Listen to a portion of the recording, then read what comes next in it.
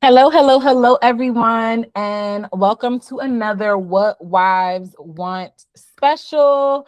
I am Alexis, FreddyB, Christian sexologist and intimacy coach, and I am joined tonight by the original sweet, the Yeah. sweetest, my good friend, Ckrisen the Milligan. Yeah.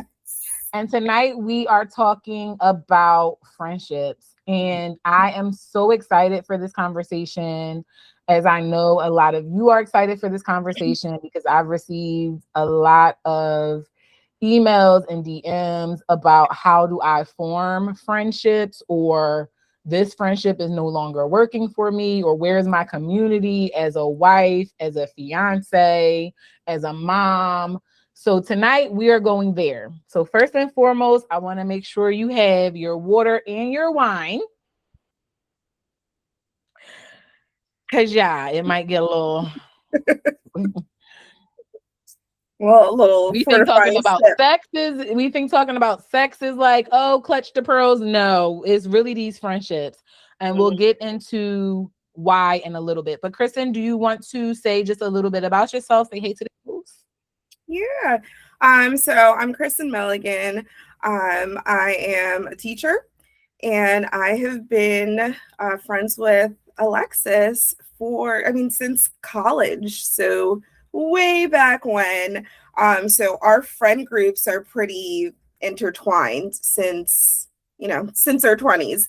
So, I feel like we have very much grown together in all stages of life. So I'm really excited to be part of this conversation because I feel like this is something that we talk about on our random brunches. So, this is a conversation that everybody has at some point, right? So, Yeah. So yes.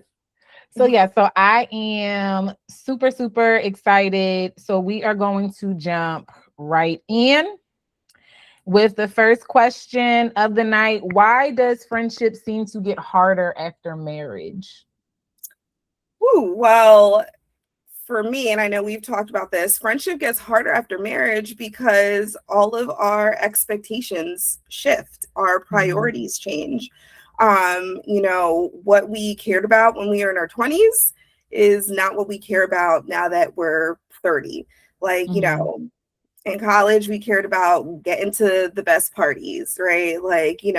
Who's going to buy what shots. And as we Mhm. get older, our priorities shift, our priorities change. We're adapting, right? Mhm. So, yeah.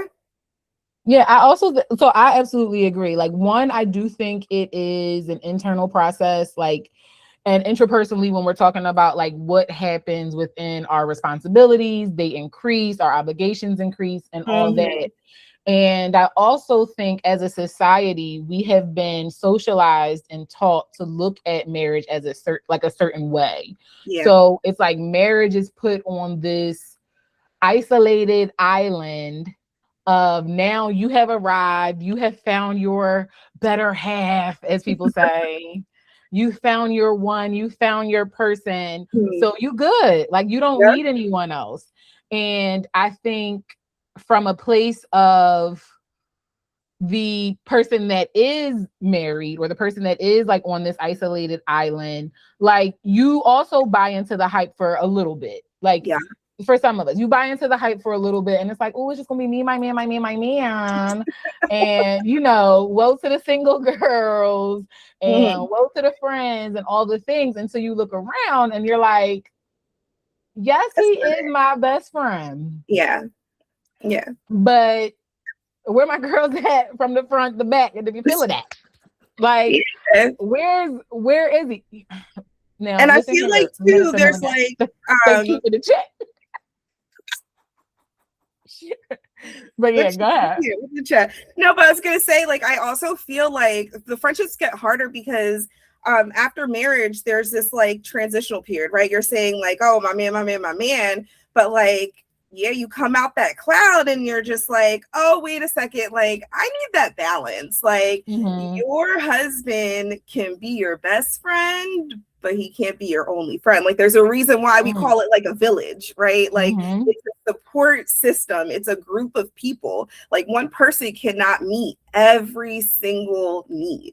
Like that's just, it's impossible. Like that's how you get like unrealistic and unmet expectations, and now you're mad, and now you're resenting this person that you put all of this stuff on, and that's unrealistic. Like you need which to be then carries over, like you said, and it carries over then into your marriage because you have those unrealistic expectations of this single person to be your end all be all.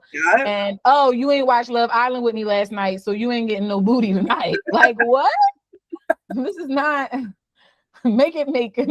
I don't even like Love Island. Like I don't like that's find somebody else, get somebody else to do it. That's not my thing. But absolutely, I like everything that you said about we put these expectations into this one person and the resentment grows. And then it's like now you're looking at them sideways, or you're mad at them because y'all don't share, like y'all have similarities, and similarities are great. Like as a husband and wife, you should have similarities, but y'all are two totally different people. Like not everything is going to mesh the same, which is why you go out and you find your community and your village that likes those things. Exactly. So for you, have your friendships changed since you got married? I mean, absolutely. I mean, you know, like we were one in our shared group of friends, like Dante and I were the first to get married. So I think like, you know, that, and I think I thought that it was going to be easier after we got married because we've been together since freshman year. So like, I mean, what really is changing? But once you put that like status of like, you know, wife, it does change whether you want it to or not. So I felt like, you know, a lot of my friends, like it was all great. It was all dandy when I got that wife, you know, status. And, you know, there were some changes. Yes, Dante, it was my priority. Our marriage was our priority. We had to focus on it. But then when you add like mom to that, because we were the first married, but then we were also the first to have kids. So like, you know, when I was pregnant with Micah, my first child, like, you know, I was still going out, I'd take a nap on the couch. I'd be out with y'all. I remember. Yes. I'd be out with y'all. But like, then he got here and it was just like, there was a group of people who were like, okay, you're a mom now. So then they just straight kind of like dropped us, right? Like they were friends who were like, well, we're just not going to invite you guys because like y'all need to go out. Like you are now over here. So like you don't really need to be with us. And then there are people who like, you know, would check in, but that friendship was not the same. And then I feel like that really changed once everyone else started to slowly have kids. And I know for me, like, something that I struggle with is like communication. So like, how do I communicate to like my friends? Like, I mean, I need some love too. I know I'm a mom, but like, I want a little margarita. Like, you know what I'm saying? Like, give me one or two, see what I do. Yeah. Exactly. Like, you know, so I mean, it definitely changed after marriage, like slightly, but I think like it was the kids, that really like changed it. Yeah. I think for me, like I have like for the transitional period between, you know, girlfriend, fiancés, and then marriage, for me, I take accountability about like for the transition that happened, the changes that happened, because like we talked about it Sunday during the Water and Wine meeting or gathering. Because Tariq and I have been together for 19 years, like a lot of our friends we've accumulated together through college, through all of the, you know, the other parts. And there was always the boundaries weren't there. So the boundaries between like our friends and us weren't there. It was like, oh, you get into a fight at the middle of you know, game night class, like you in night class, and then you got your friends on the side, like, but you know, so it was different once we got married and that role of wife, and I really started getting more into the biblical aspect and component of what does my covenant with my husband truly mean, that I started to see, okay, I still have my core friends, like my holy of holies, and we'll get into the circles a little bit later, but I still have my holy of holies. And at the same time, this relationship, this covenant needs to be covered in a way where everything ain't for everybody. Like some things are just between my husband and myself. And even in how things are communicated needs to be changed. So before, if Tyreek and I were having a disagreement and a friend chimed in and was like, well, Tyreek, you actually da-da-da-da. It was just like, yeah, co-sign me, have my back, have my back. Where now it's sort of like, we're not even going to do that because you, my friend, I still love you, and I don't want to have to check you like that. But they're like, the only person checking him is me. Like, that's not like that. That's no longer an option for, or that's no longer access my friends have open to everybody. Yeah. It's not open to everybody. So I would say for me, that was the change. And for me, it was slow. It was slow. It took some time, because to know me is to know that I'm very much like, what you see is what you get. I'm not. And there was a time where I had to understand there's still a time and a place for everything. And me not putting everything out there is not me being fake. It's not me protecting something that is toxic. It's not me protecting something that is harmful. And at the same time, every little thing me and my husband have to work through ain't for everybody to understand, ain't for everybody to have to chime in on. But we will talk about, like, when, talking about your relationship with your friends, when they get into that. But, so what do wives want from their friendships that they're not always willing to admit? So I thought about this a lot, right? Like what we're not willing to admit. So I think, like we've talked before about how I know as a friend for me, like I'm very supportive. And then you look at like the role that I have, like as my job, like I'm a teacher, right? Like I'm constantly caring for kids. I have 27 students. I have the ones that I made, then I come home, I'm taking care of them, taking care of my husband. I feel like sometimes as wives and as nurturers, like we don't want to be a burden, right? So we don't want to ask for that support. So I know for me, sometimes I'm like, I could be struggling, but like, I might not always text someone, but I'll be also the first to text someone else and be like, hey girl, like, how you doing? Like, all right? Like, or just like just a quick check-in. So I feel like sometimes like, because some wives are naturally like nurturing, we don't want to be a burden on others, so we don't want to be like, hey, like I need that support. So like the whole like, oh, check on your happy friends, right? Like we see that all the time. Like I know I struggled with like postpartum after both of my kids, so like and I did have like, the few people who constantly checked on me. So I think like, that's really what, I look for, but like, I don't always say. And I think that is a fact for like a lot of wives, a lot of mothers. Again, I go back to, I got a sociology major, so I'm always going back to like the social aspect of it and society, like how we're socialized. And I definitely will say that there has been a teaching that you don't want to come off as needy, or you don't want to come off as weak, right? So it's like, if I'm saying I'm struggling with motherhood, like I'm locked in a house all day with these kids and I just need to get out. It's like, oh, when people won't think I can't handle it. Yeah. I'm a weak mom. I can't do it. Or, hey, I want a girls' night out.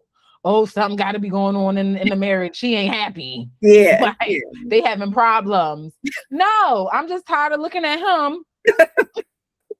And I like to watch something else. And I like to do something else. Yeah. And I like that girl time is so needed. Like, so I think that takes a level of vulnerability to say, I want you. Yeah. Like, right. And I think we focus a lot on intimacy as it pertains to sexual intimacy and as it pertains to marriage and as it pertains to partnership, and we don't focus on the intimacy that also occurs in friendship. Mm-hmm. And I think that's where we fall a lot, when we have to grieve a relationship that we've outgrown, Yeah. or that has been dismantled, or whatever it is, and you're sad and you're beating yourself up like it was just a friend, like just a friend. Like, no, but that matters.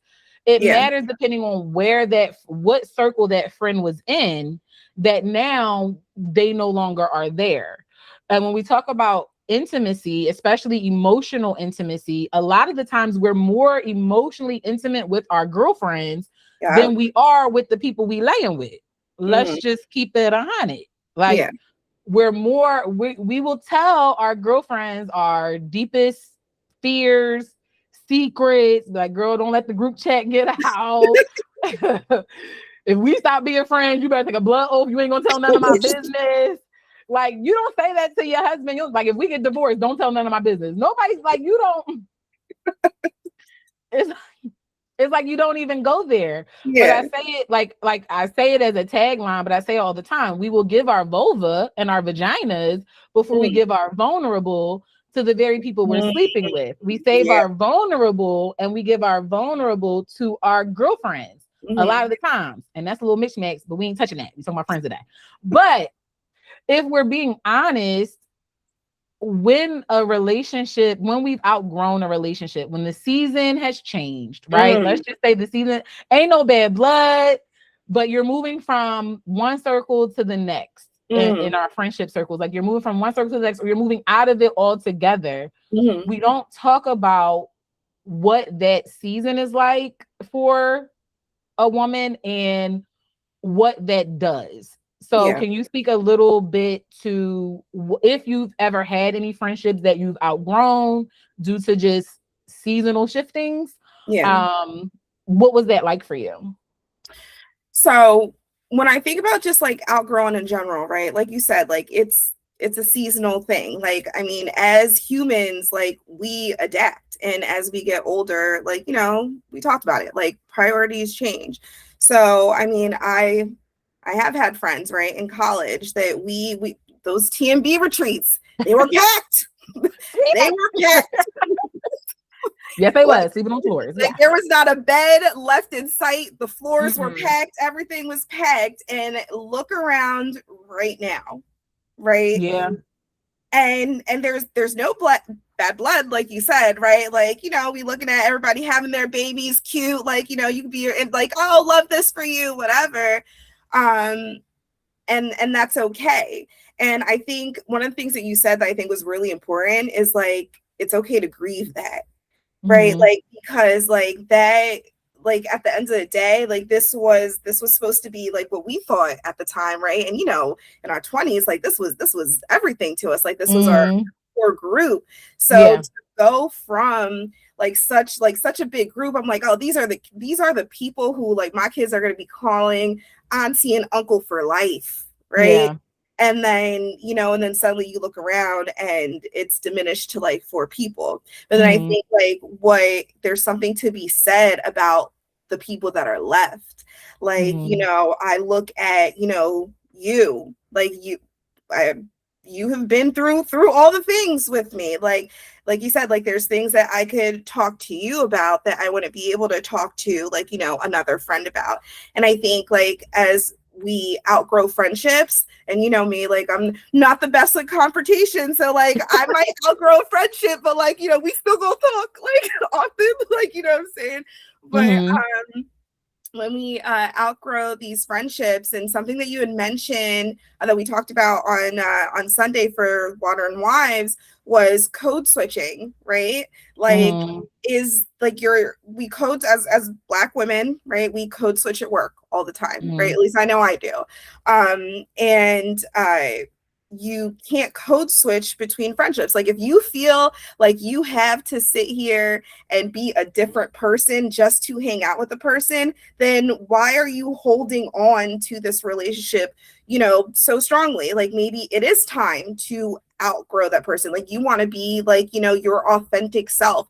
And I think that when we talk about that, that's really when I'm like, okay, like, yeah, I gotta like let this relationship go a little bit. Like, yes, it's gonna hurt, it's gonna suck, but like, you know, I'm gonna distance myself a bit, right? Like, you know, the people who I want in my life, they're in my Google Calendar right now, like, you know, with the date that we're gonna do something with, like, right. So I mean, outgrowing a friendship, it's a normal and necessary part of life. It sucks, but it's definitely necessary. But like I've had to do it. I'm not the best at doing it, and you know, I like to hold on real tight, but like it's necessary, right?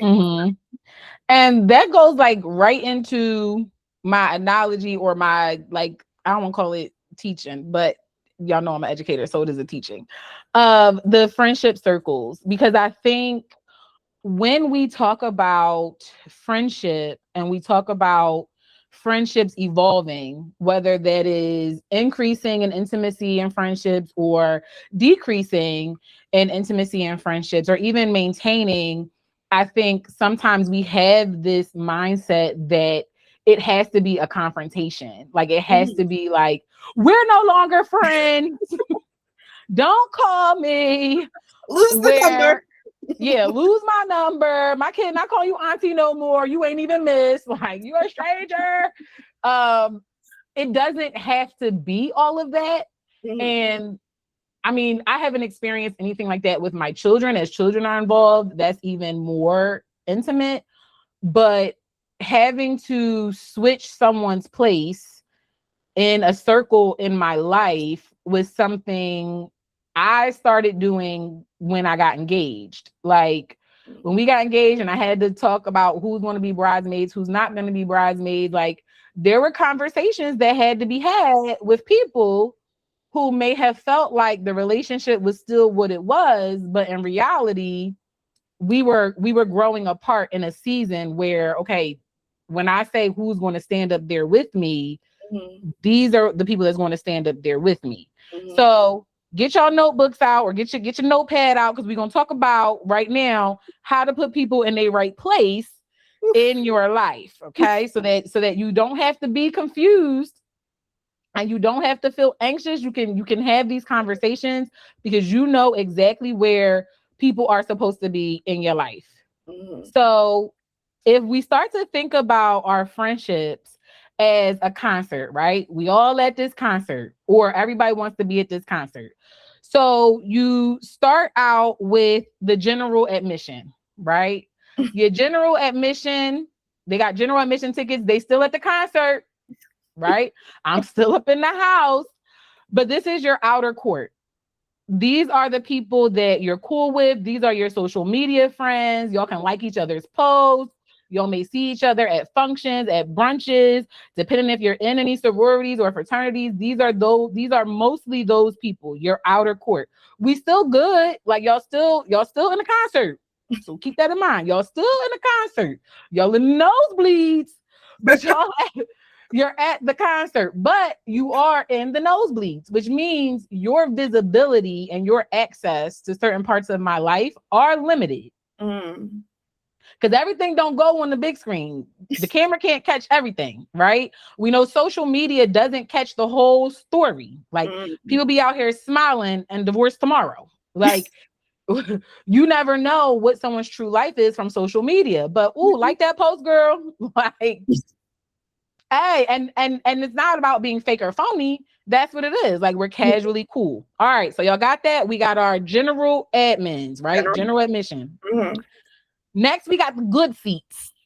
So you got the good seats. This is your outer circle, right? General admission is your outer court. Good seats is your outer circle. So these are your actual friends. So people on social media is not your friends. Let's just stop right there, right? When we say like, oh, no one shouted me out on my friend.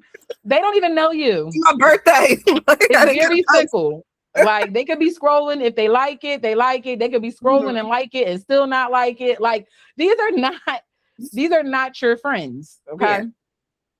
However, The good seats, these are your friends. So these are people that you actually spend time with, you actually go out with, you actually make time for one another.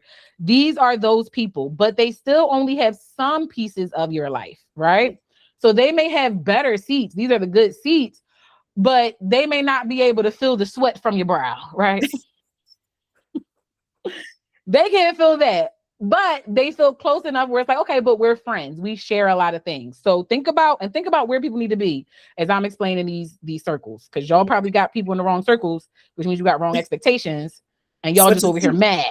But anyway, so we got the outer court, we got the outer circle, right? General admin, good seats. Now we got VIP. VIP is your inner circle, right? These are the floor seats, real close, right? They can feel the sweat from your brow, right? If you got your Beyonce fan, they right by the fan, right by it, right? So this is where the intimacy in a friendship really goes. The people that you just go out with and you just kick it with, like, they're a good time. That's fine. But these are not the people you should be sharing a lot of your business with. If it's like, this is the people you can keep it surface level, maybe a little bit deeper, like, oh, I got a promotion and it maybe came with like a $2,000 raise. You don't necessarily have to share where you started, what that $2,000 raise mean for you. Like, they don't know your financial status. That's not this. But for your VIP, they would know that. Like, your VIP people are privy to really what is going on. This is where they have deep and personal access. These are the people that you're saying, yes, please pray for my marriage. And you can actually give them details. It's not like when you stand up in front of church, be like, yeah, I have a prayer request. Pray for my marriage. Okay, sure. We pray Sister Milligan's marriage get better. No, these are the people that you go to and you're like, listen, this man is getting on my everlasting nerve. And I swear for goodness, if things don't get to the shifting real quick, I'm gonna lay hands. It's gonna be abusive up in this relationship. These are people that you would go to and actually they know how to fervently pray for you. And fervently pray for you. All right. So that's your VIP. So your VIP are the people, these will be like your close friends. Like, these are your close friends. So you got your VIP, you got your good seats, and then you got general admin, right? We not done though. Then you have your backstage pass holders. I was wondering about the backstage passes. These are the people that might even step in, right, and help you with your outfit change, right? They supposed to just be enjoying the show back seats, but they like, no, I know my girl got to hurry up in a 1-2-1-2, lay down her edges real quick. I'm be right there doing that, right? You don't have to ask them for certain things. These are people that you just simply mesh with. These are people that you seriously can just do life with seamlessly. I'm not saying there's never going to be hiccups, that there's never going to be disagreements, that there's never going to be needs for conversations, because in any relationship, as you go through life, there's going to be seasons where, or events where it's like, okay, we need to have a heart to heart. We need to have a conversation. Like, ouch, what you said hurt. But these are the people that can actually check you and it really means something. Yeah. Because we have people that will try to check us all the time. They think they have that kind of access. You need to do da da da da da. Okay, I may listen out of like respect, but I'm not really changing. It hits different than your backstage pass holders, or what I also call the Holy of Holies. And this is not a large circle. And the thing about the VIP and the Holy of Holies, if you're not careful, like if you don't tread lightly, right, you can very well mix these groups up. And then that's where things get a little messy. And for your Holy of Holies, these are people that have seen you at your worst. Not like, oh, they can handle the worst of me. No, they've seen you at your worst. When you weren't living to your full potential, when you were being awful. Yes. My Holy of Holies. My Holy of Holies have seen me over the past years. Yeah. But they still love me. And I still love them. but that is the difference in a backstage pass holder when they know the unfiltered you, right? Mm-hmm. So it's even different than the VIP, because it's not that necessarily you give the VIP people a filter of you, but even in the VIP, people, even when you're in the VIP, they still want to show, right? Mm-hmm. Not to say that I'm using you, but at the end of the day, like, I'm still here to support like, I'm still here to feel the sweat from your brow. Yeah. I need the show. Mm-hmm. Your backstage pass holders is like, I'm not here for the show because I know your potential and I know what you can do and I know you're great. I'm here for the support, and I'm also here for the correction. I'm also here to keep you grounded. Yeah. So, like, I know for me, like, for my Holy of Holies, it's nothing for us to go out and have a conversation that lasts for hours. And in those hours, we're going around doing checks and balances with each and every person. Like, okay, your turn. Okay, your turn. Like, and it's not out of a place of I'm coming for you or shame. This is like, you're doing this wrong. It's really out of, for your Holy of Holies, these are people that are so passionate about you, right?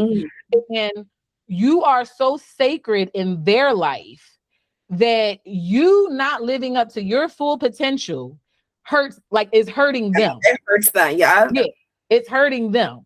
So these are the people that's just like, so when we gonna do what we said we was gonna do? What excuse are you giving me this month? Like, I don't accept that. Like, I'm not accepting that. Okay, you said you want to be happily married, but you're not doing anything to help the marriage. What are we doing? Like, you said you want to build this thing. You're not, like, what's happening? These are also the people that, like you said, no, it may not be your primary love language. If we go into the love languages, it may not be your primary love language of acts of service or quality time. Like, for my best friend, she is not the reacher outer. Okay. And that is okay. Glory ain't necessarily a reacher outer too. I see her. She doesn't reach outer either. But at the end of the day, it's nothing to be like, if there is a tinkling in my spirit that is like, check on them. Oh, I'm checking on them. And if everything is cool. And at the same time, it's also like, no, we may not talk every day, but you never have to question my passion for you. Like, that never has to be questioned. And I think when we're talking about friendships, a lot of the time we're disappointed in people when we should be disappointed in ourselves because we didn't put people in their right place. The right seat. I agree. Or when, like, you bought a general admission ticket. Why are you backstage? But you too afraid to kick them out. Security. Security, you don't belong here. Yeah. But I think we get caught up in, we don't want to be mean. That's not being mean. When I've had these conversations with people who did start out in the good seats, they were like, genuinely, they were in the good seats. And then for some reason, the behaviors was getting real general admin. So that conversation needed to be had. Yeah. Did it feel nice? No one ever wants to hear it. And I don't want to say demoted because it's not a promotion or not. So I don't want to use that language, but no one wants to hear that a relationship is changing and they have not caught up to the fact of where you feel the relationship is. So I've had a conversation where someone's like, well, I felt like I was in the good seats. Like, and I feel like I should stay in the good seat. And I'm like,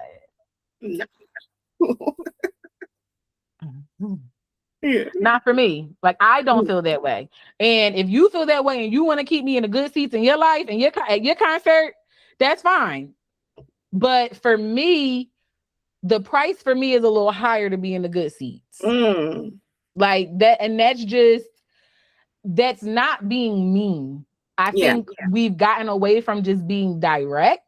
And but out of love, and saying it like, I'm not saying like this is something to be mean about, but I have to be true, because I then, depending on what seats you have in my concert, that also dictates the responsibility and obligations I have of how I show up for you. Yeah. So if I say you are a VIP, but I'm treating you like general admission, I'm wrong. Yeah. Like if I'm allowing you to get all the way to the front of the stage, and then you like, hey, you reach out for my hand and I swap it, like, don't touch me. Not the bum bump. Like, no. Like that's on me. Like then that goes against me as a Christian, as a sister, as a friend. Like then that's on me. So I challenge everyone here, everyone also watching the replay, to sort of take an evaluation, take an inventory of the people in your life. And before you have that next meetup, before you send that next text to the group chat, take a place. Well, who in this group chat is in different seats? Yeah. Because maybe then I have to handle this group chat like the cheaper seat. Yeah. So no, you don't get access to everything, because there's some people in here that ain't supposed to have that access. This is a mixed group. So let me act accordingly.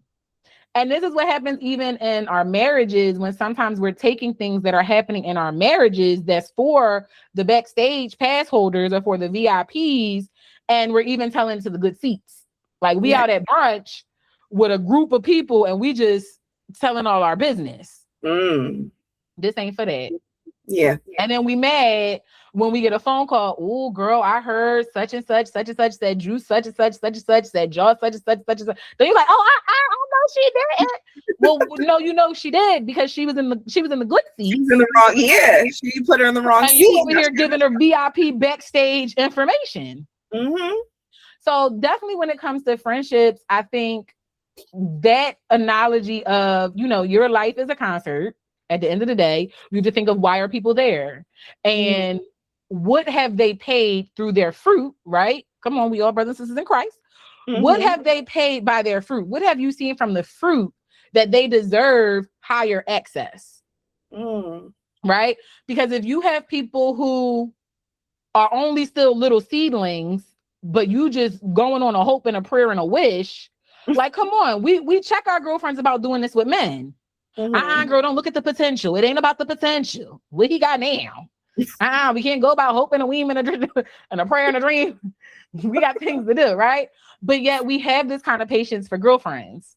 Well, she could be a good friend if she just supported me a little more. But she ain't support you in years. So I think like being able to see see friendships for what they are, and being able to take an open and honest inventory of where people are in your life and then treat them accordingly can also alleviate a lot of our stress, which then helps our husbands, because I'm sure they're tired of they're tired. She didn't even come and support me. She didn't even call me on my birthday. She didn't even give me a birthday shout out.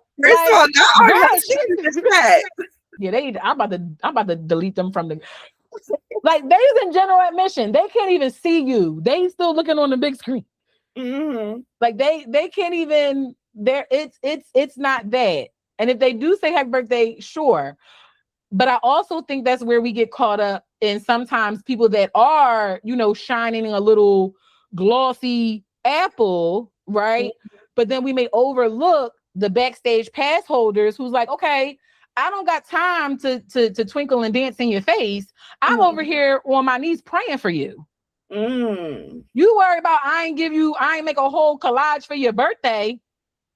Like, girl, we got bigger fish to fry. Right. I don't care about that. I'm not saying that that's not important. And it is important that if that is something that is meaningful to you, then that is definitely something you should communicate. Like, listen, I really like my little birthday shout outs on the gram. Like, make sure you do. I don't like, even if it's just one picture from 2019, from 2007, post a little. If that is what you want, say it. Yeah. Say it. Mm-hmm. Because then you're going to be mad at her. She ain't do it. And she didn't even know that's what you wanted. Like, oh, you still want that? Mm-hmm. Cool. I do it. Yeah. And the communication in your friendship is just as important as communication in your marriage. So I get that, right? Like, you need to be clear. Mm-hmm. So we talked about the friends that already exist and Mm-hmm. where, what seats. So y'all better remember this tonight when y'all go, or tomorrow when y'all on y'all quiet time, or when y'all writing down, y'all better remember what seat is this girl in? What did she pay for? Y'all gotta, I can't tell y'all that because, y'all ain't my clients. But what is your take on new friends in this season of life? I know I'm asking the wrong one, but please just tell me what you think. Well, no new friends. Thank you. No, your husband knows, no new friends. No, I'm kidding. I think that, especially when you look at the analogy that you just put out, right? I think that at my stage of life, I am just extremely cautious of of the new people that I let in my life.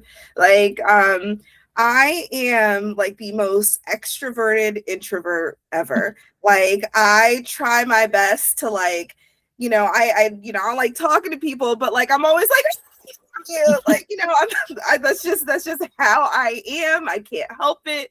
So like, I don't mind making new friends, but like I make plenty of general admission friends, right? But as far as like new backstage, VIP, like, at this stage of my life, for me, it's not for me. I feel like I prefer to nurture like the relationships that I have now, like especially with the fact that I got 2 little kids and like I'm commuting like further for work. I don't have time for new friends. I don't have time to nurture like a new backstage passer, right? Like so. No, I get that. And I was there. I've been delivered. I feel like, but I absolutely was there, especially because like my Holy of Holies have like, they've held that seat for decades now. Yeah. Except like, decades. So it's just like, well, I have my Holy of Holies. I have my VIPs, my good seats. They're good too. Like, I feel like they're good where they are too. But I do feel like, not that I'm out on the prowl taking friendship applications. That's not it. But I do feel like when things are authentic and they just happen like naturally, I think I had to shift my mindset of like, this person can't be my friend to, okay, I can be open to building a friendship with this person. Like, they're leaving one space of general admission and like they're working their way through another aspect. So, then comes, the test and trials. Like, can you handle this? How do you handle this? And the same for me. Like, they may be saying the same thing about me. Like, oh, she was my little, like, I don't know. But for me, it was saying like, well, this person came into my life in a certain role. That role now has expired. So what is this person? Like, what are they now in my life? So I think that is what opened up an area of, okay, could we now start dating as like potential friends? Like, do you now get the promos for the concert? Like, right? I'm gonna drain this concert. So bring it back. I love it. Do you get invited to the ticket booth? Like this, like I think that's where I started to go with this particular person, because I had like I was at a crossroads, an intersection where I had to then say like, okay, well, if this person was this in my life and this is now done, are they done?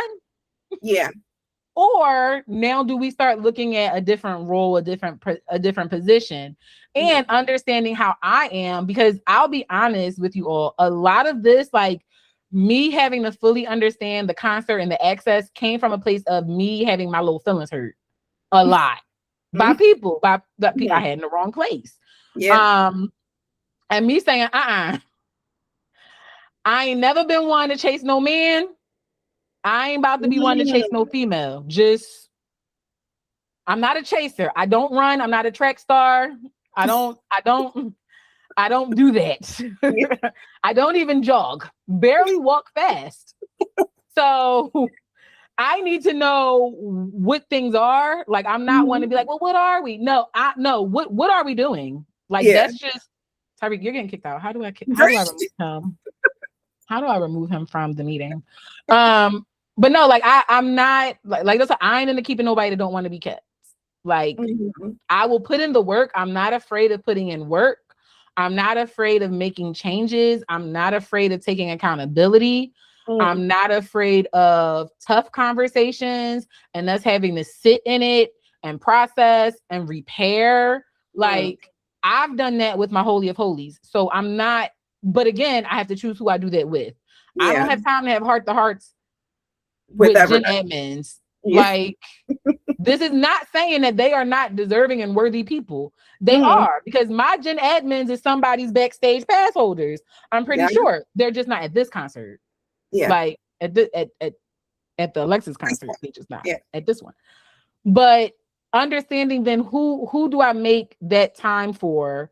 Who do I exert that level of energy for? And who am I that vulnerable with?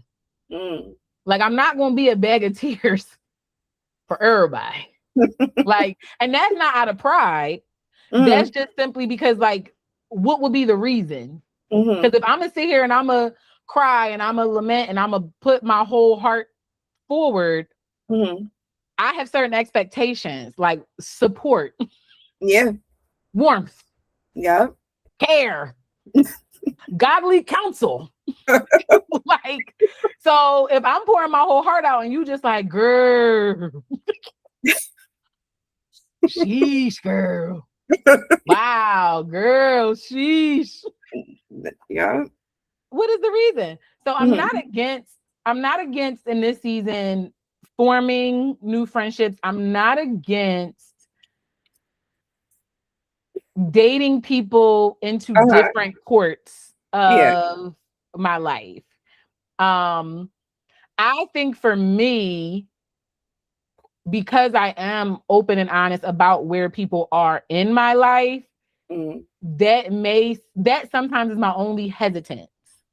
But if someone thinks they're a VIP and now you gotta be like, you in the good seats. Then it's like, oh well, damn, I ain't want to be in no good seats. Forget this. I have to accept that, right? Like okay, that's not gonna make you get different seats. But if you no longer want to be at the concert at all, I have to be okay with letting you leave. Like that, and that sometimes we don't want to address either. So, last question for us. Let's see. You will be able to ask questions in 1 second, Mr. and Mrs. Bouy.